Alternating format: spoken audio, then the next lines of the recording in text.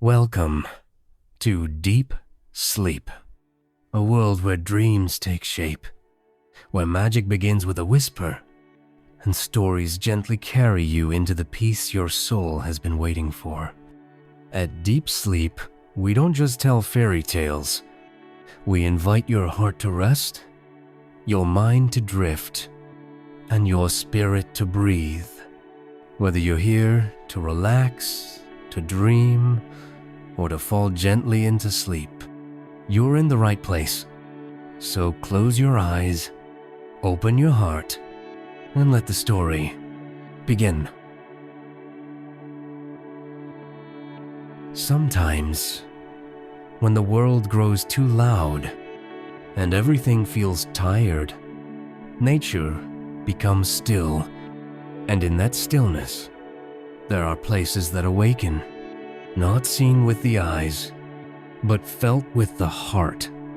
This is the story of one such place, a hidden garden where the air carries whispers, the trees hum lullabies, and fairies still speak to the stars.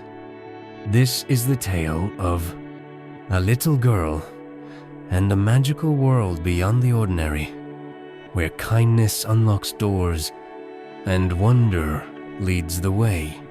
So close your eyes, open your heart, and come with me to a place where the impossible is quietly, beautifully real. And now, our story begins. Introduction: The Forest That Waited. There is a forest the maps have forgotten. Its name has long faded from the minds of men, but the trees remember. They whisper it on quiet mornings when the mist curls low and soft across the earth. No roads lead there. No signs point the way. And yet, every 100 years, someone finds it, not by searching, but by listening. This is the story of one such someone. A girl with wild hair, soft hands, and a heart full of questions. Her name was Elia.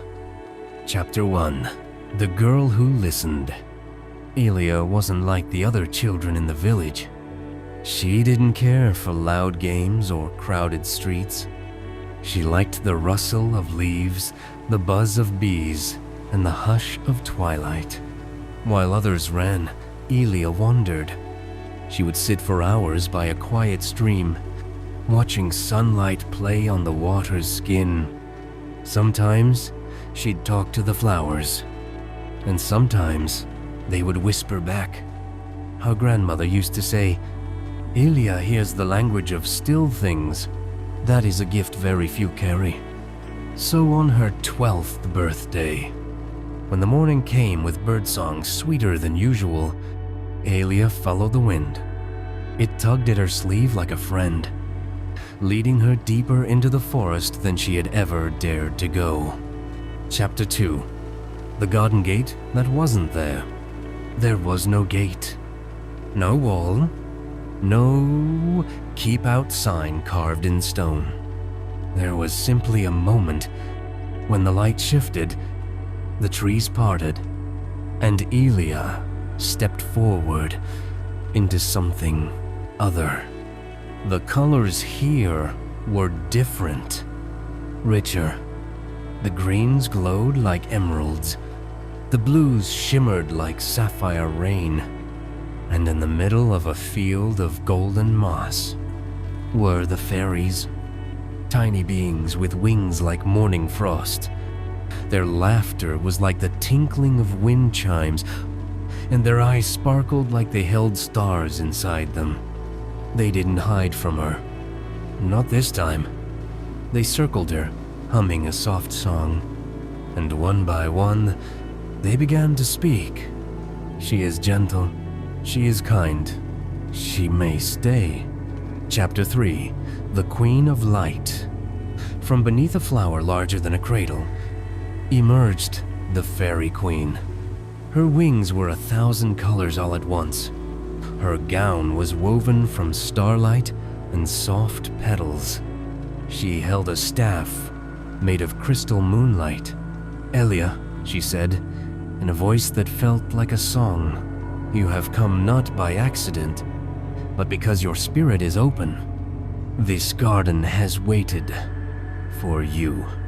Elia bowed without knowing why. The moment felt holy. The queen explained that the fairies watched over the world in secret, keeping the balance between blooming and falling, between sunrise and shadow.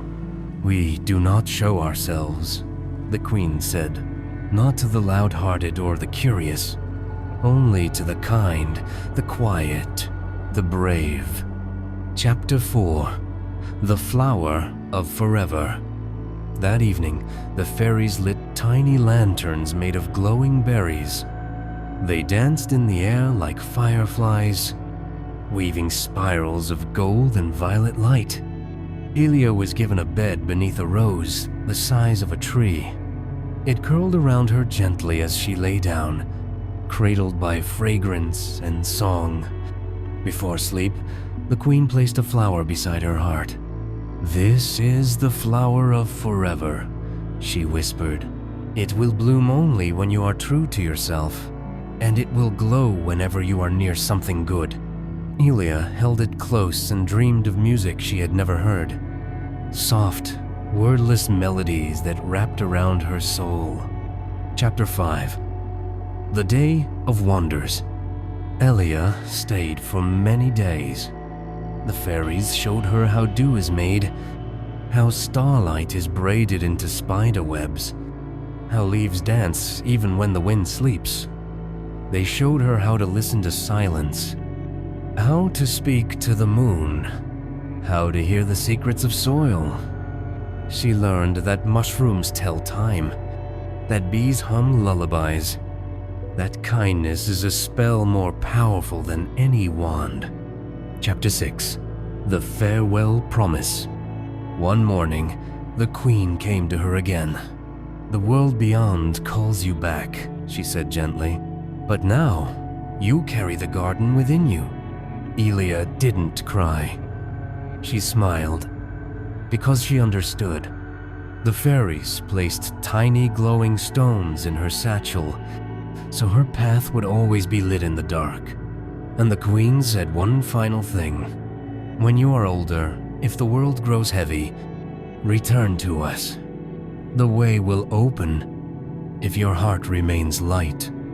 Elia walked back through the forest. The trees whispered goodbye. The flower still glowed against her chest. Epilogue. The girl who grew the garden. Years passed. Elia grew older. She never told anyone what she had seen, but in her own backyard, she planted flowers. Strange flowers. Ones that glowed softly at night and never wilted. She taught children to listen to birds, to thank the trees, to close their eyes and just breathe. And when someone truly kind came to her, she would give them a flower that never faded. And sometimes, if you walk quietly through the woods and the wind tugs your sleeve, you just might find a garden you were never meant to find, but always meant to belong to.